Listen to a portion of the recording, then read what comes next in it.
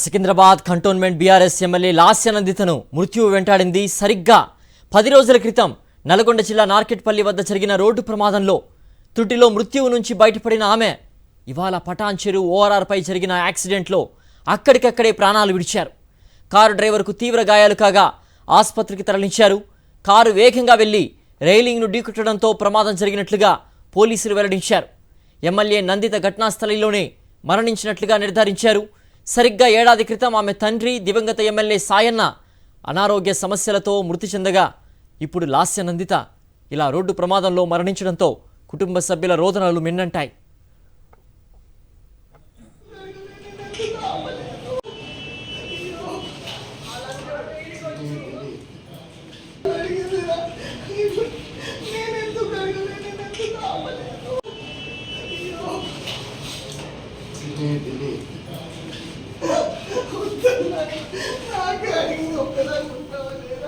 పది రోజుల క్రితం నల్గొండలో బీఆర్ఎస్ బహిరంగ సభకు హాజరై తిరిగి హైదరాబాద్ వస్తుండగా ఆమె కారు ప్రమాదానికి గురైంది.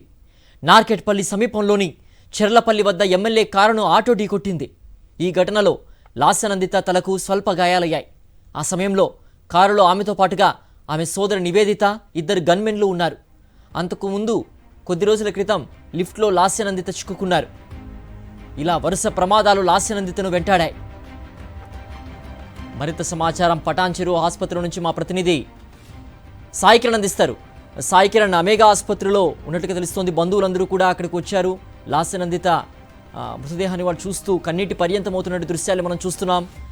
దీనికి సంబంధించి పూర్తి అప్డేట్స్ ఏంటి, ప్రమాదం ఎలా జరిగింది, వివరాలేంటి?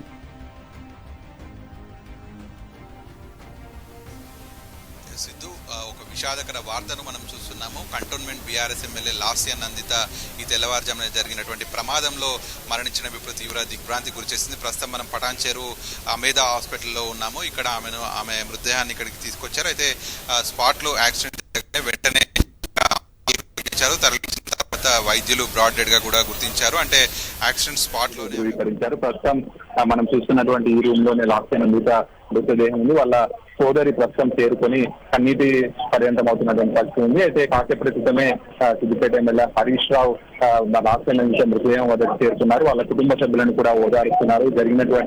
ఒక్కసారిగా జరిగినటువంటి ఈ ప్రమాదానికి సంబంధించి ఆయన అసలు ఏం జరిగిందనేటువంటిది వివరాలు అడిగి తెలుసుకుంటున్నారు. అయితే ప్రమాదంలో మాత్రం ఊహించని పరిణామాలు అయితే కనిపిస్తున్నాయి. ప్రమాద సమయంలో ఆమె కారులో కేవలం లాస్యానందితో పాటు ఆమె స్నేహితుడు ఆకాష్ ఇద్దరు మాత్రమే వెళ్తున్నట్టుగానైతే ప్రస్తుతానికి అయితే వస్తున్నటువంటి సమాచారం. లాస్యానందిత అలాగే ఆమె స్నేహితుడు ఆకాష్ తెల్లవారుజామున కళాశోపేటలో స్నేహితులతో కలిసి ఒక పార్టీకి అటెండ్ అయిన తర్వాత తిరుగు ప్రయాణంలో తెల్లవారుజామున ఈ యాక్సిడెంట్ జరిగినట్టుగా అయితే తెలుస్తుంది.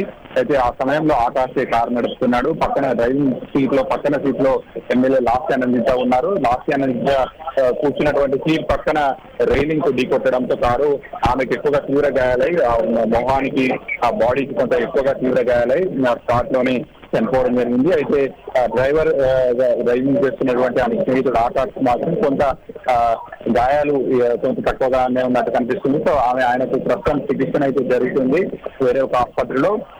లాస్యానందితకు మాత్రం చేతిలో తీవ్ర గాయాలు కావడంతో ఆమె స్పాట్ లోనే చనిపోయినట్టుగా అయితే వైద్యులు ధృవీకరించారు. ప్రస్తుతం వారి కుటుంబ సభ్యులను అయితే బీఆర్ఎస్ నేత హరీష్ రావు పరామర్శిస్తున్నారు. ఒక్కొక్కరిగా కూడా ఆసుపత్రికి చేరుకుంటున్నారు. ఒక్కసారిగా కూడా ఇది ఊహించినటువంటి పరిణామం అని చెప్పొచ్చు. గత వారం రోజుల క్రితం కూడా నల్గొండ బీఆర్ఎస్ సభకు వెళ్ళినటువంటి లాస్యానందిత కారు అక్కడ ఒకసారి ప్రమాదానికి గురైంది. కానీ ఆ ప్రమాదం నుంచి ఆమె బయటపడ్డారు. కానీ అంతలోపే ఆ షాట్ నుంచి చేరుకునే లోపే మరొక వారం లోపే మళ్ళీ ప్రమాదం జరిగి ఈసారి ఆమె దుర్మరణం చెందడం మాత్రం పూర్తిగా తీవ్ర విషాదం మిగిల్చింది. అటు ఎంటైర్ కంటోన్మెంట్ ఆమె నియోజకవర్గంలో కూడా కార్యకర్తలు కావచ్చు, ఆమెకు సంబంధించి అనుచరులు వీళ్ళంతా కూడా ఏమీ పాల్గొలేనటువంటి పరిస్థితిలో ఉన్నారు. అందరూ కూడా ఈ ఊహించని పరిణామానికి అసలు ఈ ఘటన మీద ప్రస్తుతం పోలీసులు పూర్తిగా అక్కడ ఉన్నటువంటి సీసీ కెమెరాలు ఇవన్నీ కూడా విచారిస్తున్నారు. ఆమె వెంట వెళ్ళినటువంటి స్నేహితులు ఎవరెవరు, ఉదయం పూట పార్టీ ఎక్కడ జరిగింది, అసలు ఎందుకు ఆ సదాశివపేటకు వెళ్లాల్సి వచ్చింది, ఇవన్నిటికి సంబంధించినటువంటి విచారణ అయితే జరుగుతుంది. కారు ప్రమాద సమయంలో మాత్రం కేవలం లాస్యానందిత ఆమె పాటు లాస్యానందిత స్నేహితుడు ఆకాష్ ఇద్దరు మాత్రమే కారులో ఉన్నట్టు తెలుస్తుంది. లాస్యానందిత స్నేహితుడు ఆకాష్ ఈ కారు నడుపుతున్నట్టుగానైతే ప్రస్తుతానికి మనకు వస్తున్నటువంటి సమాచారం. సో ఇంకా ఏదైతే ఈ పార్టీకి వాళ్ళు నిన్ననే వెళ్ళారా లేకపోతే ఈ తెల్లవారుజామున వెళ్ళారా అనేది మాత్రం తెలియాల్సింది. కానీ కాసేపటి క్రితమే వారి అనుచరుడు ఒక అతను మాట్లాడుతూ మాత్రం అయితే సదాశివపేటలో ఒక పార్టీకి అటెండ్ అయ్యి తెల్లవారుజామున అక్కడి నుంచి హైదరాబాద్ రావడానికి ప్రయత్నిస్తున్న క్రమంలో రోడ్ పక్కన ఈ యాక్సిడెంట్ జరిగిందనేది మాత్రం తెలుస్తుంది. సో మరి ఇంకా పూర్తి వివరాలు అయితే తెలియాల్సి ఉంది. దీనికి సంబంధించి కాసేపు క్రితమే హరీష్ రావు కూడా లోపలికి వెళ్లి పరామర్శిస్తున్నారు కాబట్టి ఆయన కూడా బయటకు వచ్చి మాట్లాడే అవకాశం ఉంది. ఇప్పటికే అటు బీఆర్ఎస్ అధినేత కేసీఆర్ తో పాటు వర్కింగ్ ప్రెసిడెంట్ కేసీఆర్ నుంచి ప్రతి ఒక్క ఎమ్మెల్యే కూడా లాస్ట్ నేత కుటుంబానికి అయితే ప్రగాఢ సానుభూతి తెలుపుతున్నారు. అటు లాస్ట్ నేత మరణం అనేది ఎవరు కూడా జీర్ణించుకోలేనటువంటి పరిస్థితి. ఎందుకంటే యంగెస్ట్ ఎమ్మెల్యే, చాలా భవిష్యత్తు ఉన్నటువంటి ఎమ్మెల్యే, వారి తండ్రి సాయన్న కార్మిక నేతగా కంటోన్మెంట్ లో దాదాపు 5 సార్లు ఎమ్మెల్యేగా గెలిచినటువంటి నేత. ఆయన అయితే క్యాన్సర్ తో అనారోగ్యంతో ఎమ్మెల్యేగా ఉన్నట్టు కూడా మరణించారు. ఆ తర్వాత ఆ సీటు బీఆర్ఎస్ పార్టీ ఈ లాస్ట్ నేతకి ఇచ్చింది. ఆ తర్వాత లాస్ట్ నేత కూడా మొన్న జరిగినటువంటి ఎన్నికల్లో ఎమ్మెల్యేగా గెలిచారు. అయితే ఆ తండ్రి ఎమ్మెల్యేగా ఉన్నప్పుడు చనిపోవడం, అలాగే కూతురు లాస్ట్ నేత కూడా ఎమ్మెల్యేగా ఉన్నప్పుడే ఈ అకాల దుర్మరణం చెందడం మాత్రం పూర్తిగా కంటోన్మెంట్ నియోజకవర్గంలో తీవ్ర దిగ్భ్రాంతికి గురి చేసినటువంటి పరిస్థితి. వాళ్ళ కుటుంబ సభ్యులలో మాత్రం కేవలం లాస్ట్ నేత సోదరి మాత్రం ఆసుపత్రికి చేరుకున్నారు. వారు ఈ పరిణామాన్ని ఊహించలేకపోయారు. పూర్తిగా గత వారం క్రితమే జరిగినటువంటి యాక్సిడెంట్ నుంచే బయటపడ్డటువంటి లాస్ట్ నేత మళ్ళీ వారం రోజుల్లోనే ఈ విధంగా యాక్సిడెంట్ లో చనిపోవడం మాత్రం పూర్తిగా కలిసి వస్తుందని. అయితే ఆ ప్రమాదంలో ఉన్నటువంటి ఆకాష్ ఆమె పిఏగా కూడా పనిచేస్తున్నారు. ఇటీవలనే కానిస్టేబుల్ గా కూడా సెలెక్ట్ అయినట్టు కూడా కొంత సమాచారం వస్తుంది. అంటే ఇంకా పూర్తి వివరాలు అయితే తెలియాల్సి ఉంది. ఆమె ఏ పర్యటనకు వెళ్ళారు, అసలు యాక్సిడెంట్ ఏ విధంగా జరిగింది, ఆ సమయంలో కారుకి ఏదైనా అడ్డు రావడంతో వాళ్ళు దాన్ని తప్పించబోయి ఆ రైలింగ్ ఢీకొట్టారా, ఇట్లాంటి విషయాలన్నీ అయితే ఇంకా తెలియాల్సి ఉంటుంది. అలాగే పెద్ద ప్రమాదాలు కూడా సీట్ బెల్ట్ పెట్టుకుంటే ప్రాణాలతో బయటపడిన సందర్భాలు అనేకం మనం చూసాం. మరి ఈ ప్రమాదంలో లాసినందిత ఏమన్నా సీట్ బెల్ట్ పెట్టుకున్నారా, ప్రిలిమినరీగా ఏమైనా సమాచారం ఉందా, ఈ ప్రమాదానికి సంబంధించిన ఓవరాల్ అప్డేట్స్ ఏంటి సాయి కిరణ్?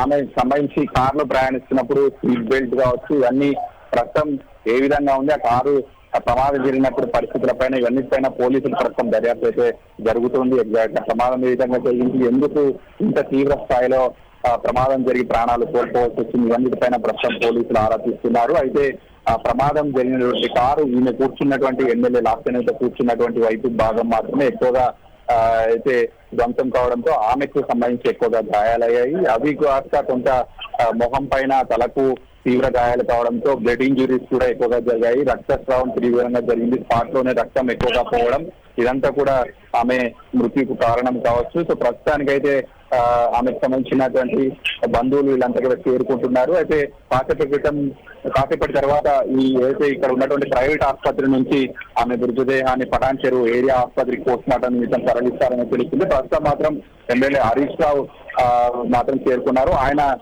ఇక్కడ ఉండి పూర్తిగా వాళ్ళ కుటుంబ సభ్యులను ఓదారుస్తున్నారు.